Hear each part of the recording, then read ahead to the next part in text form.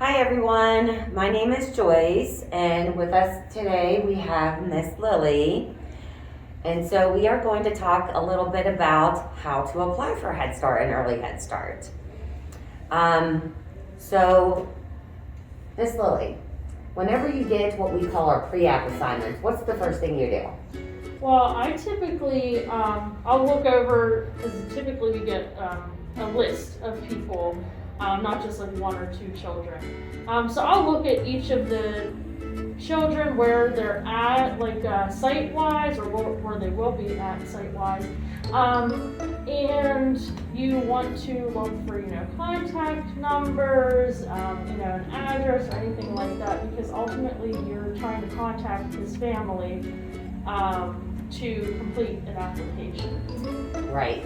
So what happens if you say there's two phone numbers and you call both of them, and one is no longer in service and the other one you're not able to leave a voicemail at because it's full? So what is the next step?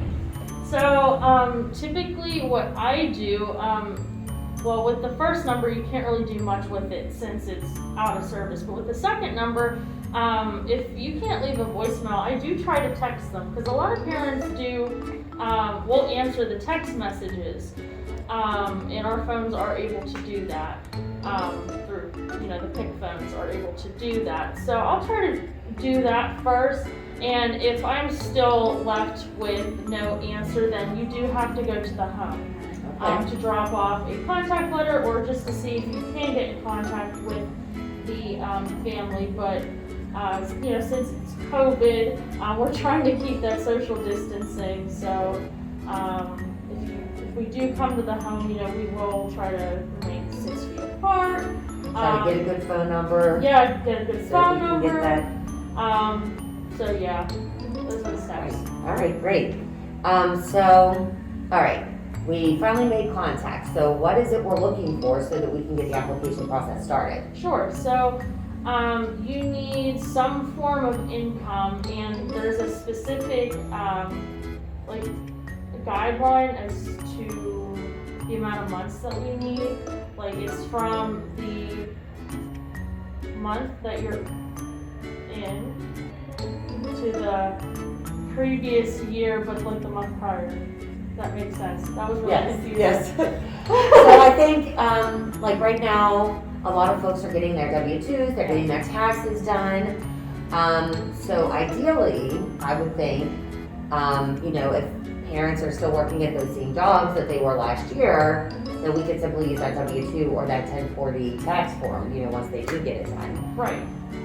So what if a family doesn't have any income, or they say they don't have any income?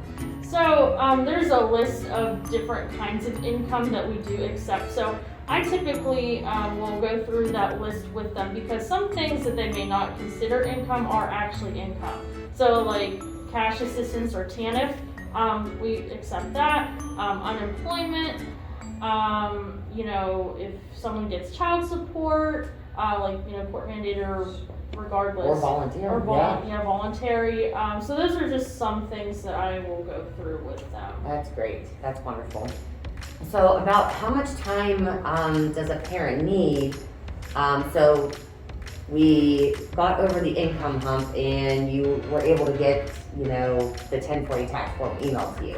All right, so now you're going to schedule a time with the parent to fill out that application over the phone because of COVID, of course. So about how much time does a parent need out of their day to get this application done with you over the phone once they've already sent you that income documentation? I would say it honestly depends on who's doing the application, because some people maybe feel more comfortable doing the application. It might take less time, versus someone who might be newer at doing applications, it might take a little bit longer. But what I try to do to speed up the process is to pre-fill out some things that were already in our database, and I'll go over that with them just to make sure those things are correct still. Okay. Just to speed things along. But typically, I'd say it takes a minimum or maximum, depending on who it is, like half an hour. Okay. I would say maximum. Yeah, I've been able to do it in a lot less. Sure. Just based on if I knew the family previously or whatever the situation may be. Okay, great. All right, so we've contacted the family, we got the income, we filled out the application over the phone with them, and then we're gonna click submit, and it goes to our folks at the office who process it. So what can we tell families that are interested in applying, like what the next steps are? So typically, I will tell them, like, look, I personally don't know what slots are available or what the wait list is like.